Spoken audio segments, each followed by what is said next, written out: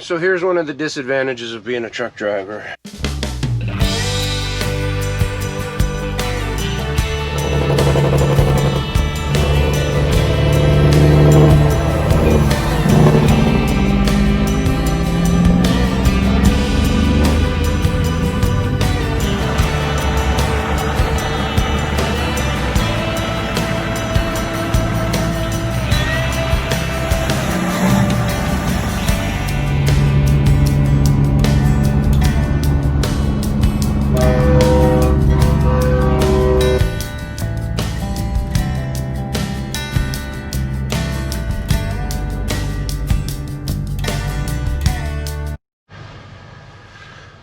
Alright, so here's one of the disadvantages of being a truck driver. It is 6:45 on Sunday night. I am 6 hours from home, not really on my way home. And my dog is sick. We're not really sure what is wrong with him, but he can't lay down. I mean, he lays down on his belly only, which he almost always sleeps on his back. Or his side, I mean, excuse me. Not his back, his side. And he's whining constantly, which is not like him. So, I got 4 hours until my 10-hour break is up, and then I'm going to be headed that way. I would take off, you know, put it in personal conveyance and take off, but my wife already has him loaded in the vehicle, and she's taking him to the emergency room. In my other video, story time video, where I told you it's 84 miles to that, it's the same way for an emergency vet. We're an hour and a half away from an emergency vet. So my stepdaughter's going with her, and they're gonna take him to the vet. But here I am stuck in Ohio, well, Ohio-Indiana state line, waiting to hear news. So I get asked a lot about becoming a truck driver, and don't get me wrong, there's a lot of times I love my job, but this is one of those times I really don't love my job, and I have a lot of times where this has happened. Anyway, I just kind of wanted to get it out there. And this is one of those instances where being a truck driver is hard. So I'll keep the vlog updated as I hear something. Alright, it's 3:30 in the morning. My wife texted me about 10 o'clock last night. Said that the vet thinks that he pinched his back somehow, hurt his back somehow, which I was kind of thinking that anyway, just by the way he was acting. But anyway, all's well. Well, kind of all's well. She got him some pain meds, I guess, so that he could sleep and stuff. So it's okay. But point being that you know, being away from home is definitely a thing. It affects your life. So I think what I'm going to do is later on I'm going to throw on the POV hat after the sun comes up, and because I think after I drop this trailer I'm going to bobtail home. So throw on the POV hat, and I'll do a story time on the things that have happened when I wasn't at home.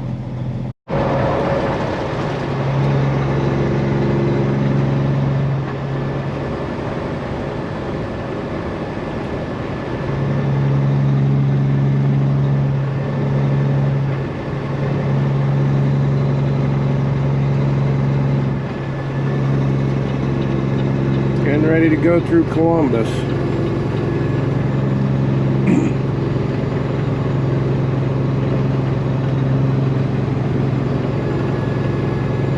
To 6 in the morning, Monday morning.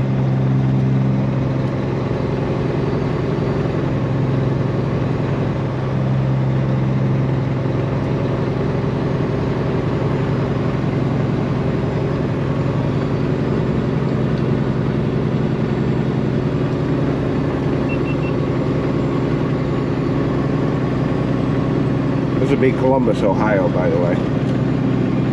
That would be Columbus, Ohio.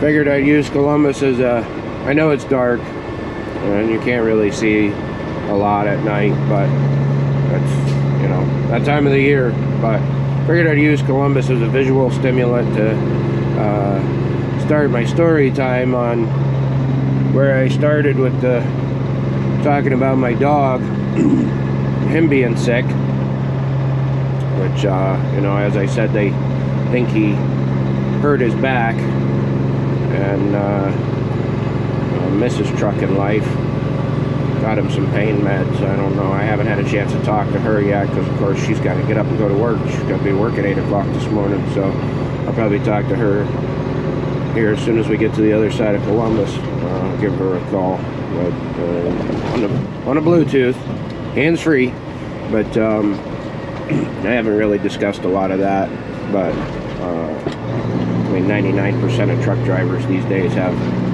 some sort of wireless talking device in their truck, headsets usually.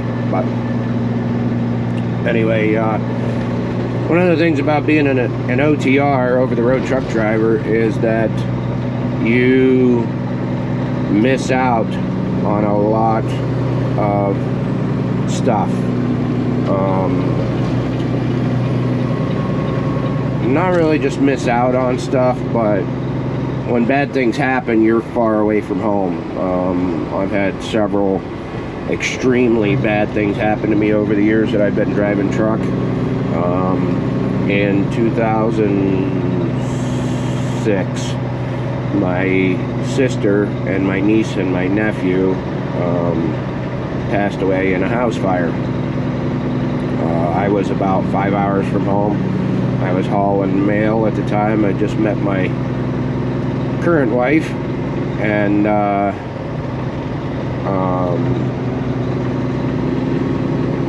her and I were at my sister's house actually the day before it happened. But they're doing construction in downtown Columbus, by the way. They're finally fixing this. One of the things I was talking about the other day, interstates crossing in the middle of a city where you got to get across 2, 3, 4 lanes of traffic to stay on the interstate you want to be on. But anyway, I was about 5 hours from home the day that happened. My dad worked for the same company at the time. It was when I was hauling mail, so I was back at the house every day, but still 5 hours from home when I found out. And my sister actually called me, my other sister, my little sister, called me and told me what had happened, and said my dad wasn't answering the phone. So I called my dad and, you know, got him on the phone and got him calmed down, and you know, we worked through it. Then 3 years ago this year, my wife's sister very unexpectedly and suddenly passed away from a pulmonary embolism. Just woke up 2 weeks before Christmas, wasn't feeling well, went to the bathroom, and her husband heard her collapse and asked her if she was all right, and she said no, call the ambulance. And by the time she got to the hospital, she was DOA, and they worked on her for quite a while trying to revive her, and couldn't get it done. So I had just left the house that morning. Actually, I was doing a dedicated run in this truck, and my wife called me, and of course was hysterical pretty much, and you know, I got her calmed down on the phone because I couldn't understand what she was telling me, and I was, like I said, going to do my dedicated run, and car's coming up too fast for me to move over. Speed limit is 55. I'm doing just under 60, and you see how fast they're passing me. So, but Anyway, I got her calmed down and asked her if she wanted me to turn around. She said, no, there's nothing you can do. And so I ended up going down, picking up the load and coming back, because that run went right past my house, back and forth past my house. And I ended up staying home after I delivered that load. And of course, you know, we attended the funeral and stuff, but it was the same way with my sister, you know, of course, being home every day at that point, attended the funeral and everything. But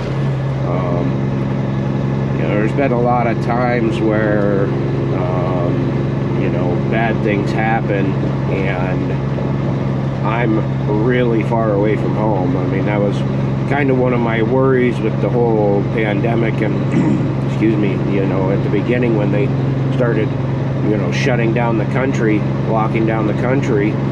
Nobody was really sure what was going to go on as far as we as truck drivers were concerned at that time, and if we were going to be able to get fuel and food and excuse me.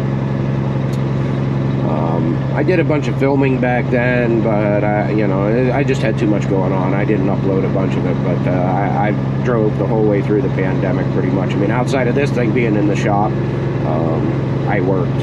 In fact, when they announced the 2-week stay-at-home order or quarantine or whatever you want to say, I went to Arizona and back.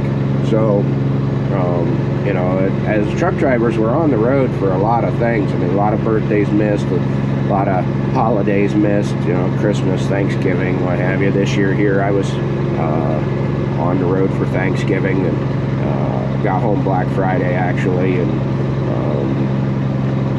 you know, we didn't really do anything this year because of the, you know, pandemic, and you know, our daughters, my stepdaughters, my wife's daughters, they didn't want to do anything that we normally do because of, you know, didn't want to take a chance of grandparents getting, you know, any, getting the super flu. So, and my lips itchy. Speed limit changed.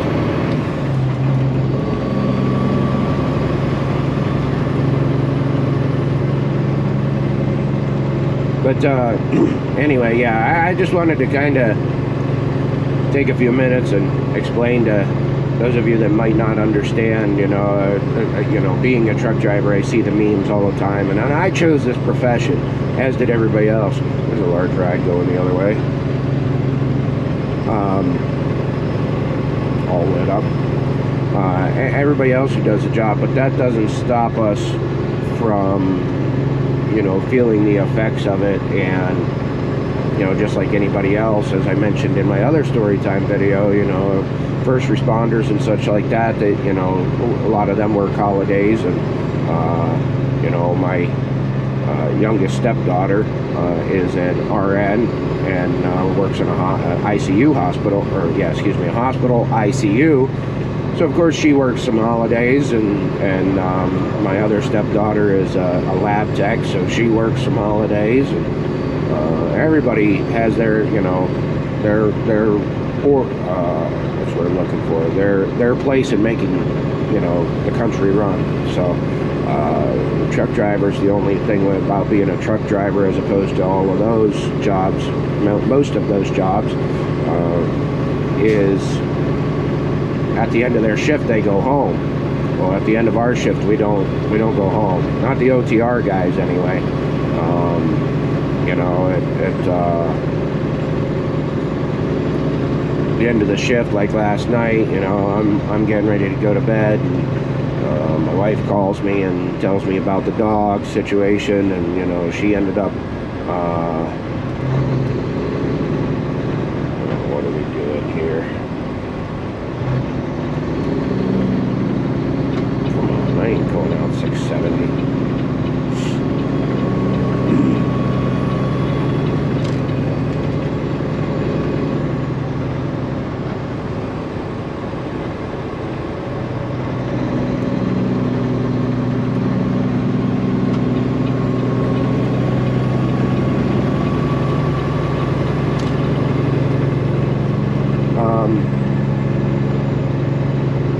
wife calls and talks about, tells me about the dog, and then I have to lay down and try and get some sleep so that I can get up and do my job, so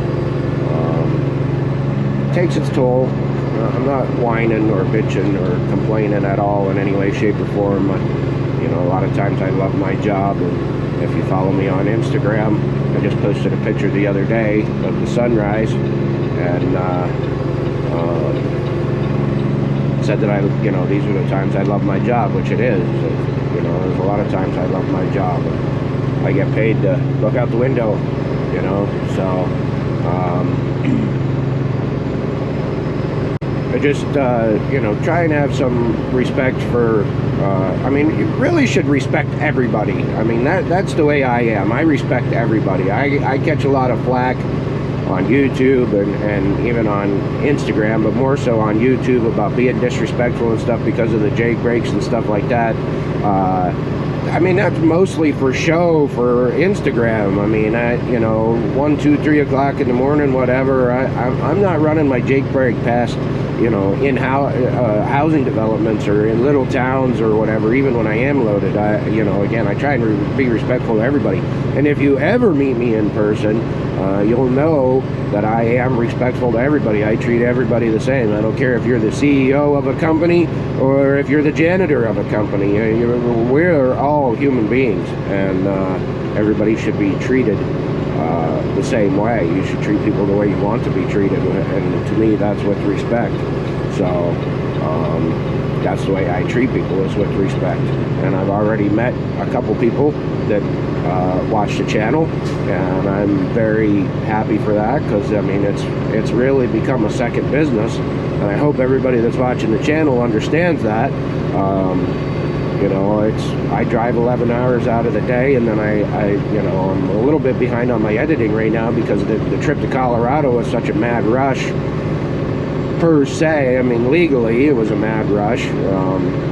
I drove, I ate, and I slept. And, the stuff a human being has to do, obviously. So, anyway, that's enough of my rambling, I guess, for this time here. Fairly short story time. This will probably be, today's Monday, this will probably be going up for Friday's upload. Maybe even Wednesday's upload if I get it done today. Because like I said, when I get to Pittsburgh, got an accident in 47 miles. Another advantage of the GPS. 47 miles for a car accident is way too far away for it to matter, but that's an advantage of the GPS. It'll tell you stuff like that. But anyway, I got 173 miles to go to get back into Pittsburgh, and Coraopolis actually, and I'm gonna drop this trailer and excuse me, I'm a little phlegmy. I apologize for the clearing of the throat and the sniffling all the time, but gonna get off of here in a minute, and I'm gonna call the wife and see how the boy, I call him, my dog, is doing, and might go home, or I might end up being in Pittsburgh, staying in Pittsburgh tonight. Of course, I'll sleep in the truck and stuff, but from Pittsburgh, I'm about a little over 2 hours from home, I guess. Hour and a half, maybe 2 hours. I always forget how far it is. I think it's 105 miles from where the tank wash and the terminal are to my house. So, I would get home today, and then I have to be back down in Pittsburgh tomorrow morning to load, going to Laredo, so Texas. But anyway, I'll keep you guys updated. I don't know, I might go to a daily vlog type thing. I don't know if you guys would be interested in that, but it's kind of hard. I get behind on, I get so much content recorded, and when I'm busy, I get behind on getting it edited, and then I lose where I'm at with everything. So then it's kind of a pain in the ass to get it edited. So I might start doing like a daily type thing, this is what happened in the day or whatever. I don't know if it'll be an everyday thing or not. That's a lot to upload, but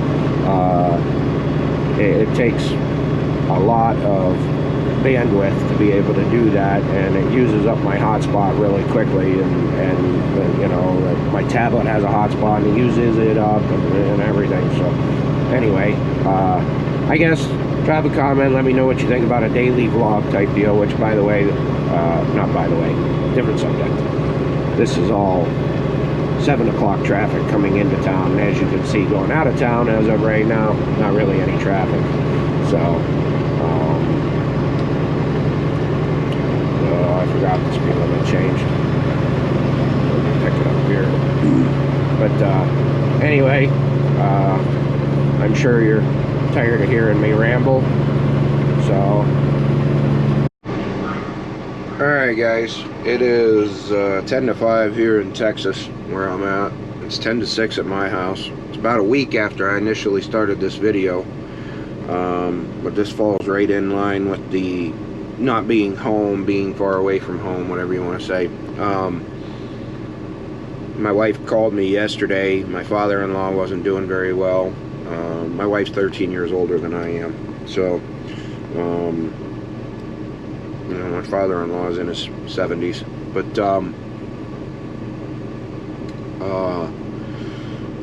wasn't doing well, and she texted me at about 4 o'clock here. No, about 4 o'clock at home, would have been 3 o'clock here, so a couple hours ago, that he had passed away. And then I talked to her on the phone just a little bit ago. I called her, and talked to her, see how she was doing and stuff. So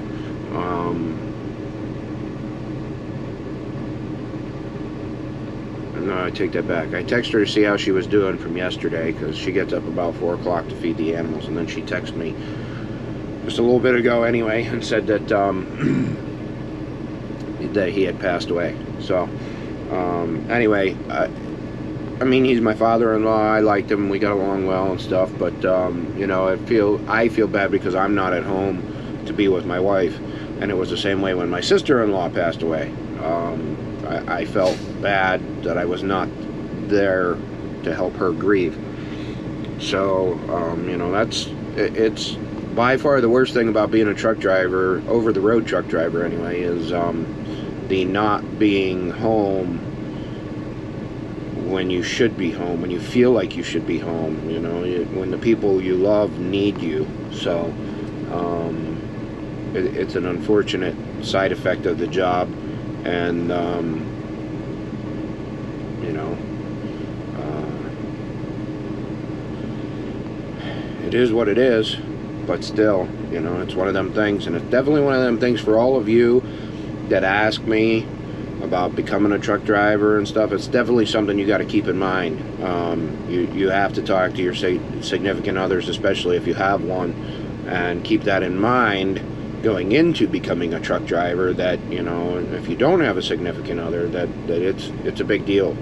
You know, not being home by far is the worst part of being an over-the-road truck driver. And getting into the industry, you're expected to be an over-the-road truck driver first. I mean, there's exceptions to the rule, don't get me wrong, but for the most part, that's, you know, companies want you to run over the road and want you to have over-the-road experience and stuff. So anyway, you know, I hope nobody has to go through it, but most likely you will. And you know, like now, I'm 1,600 miles from home, maybe 1,400 miles from home now.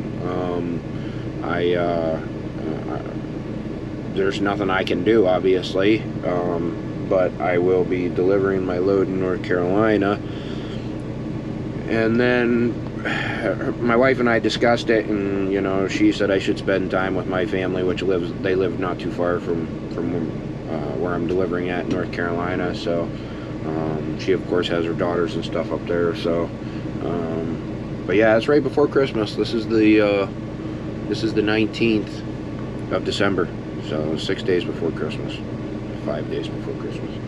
But anyway, on that note, I'm gonna wrap up this video here. Yeah, keep a shiny side up and safe travels. See you in the next one.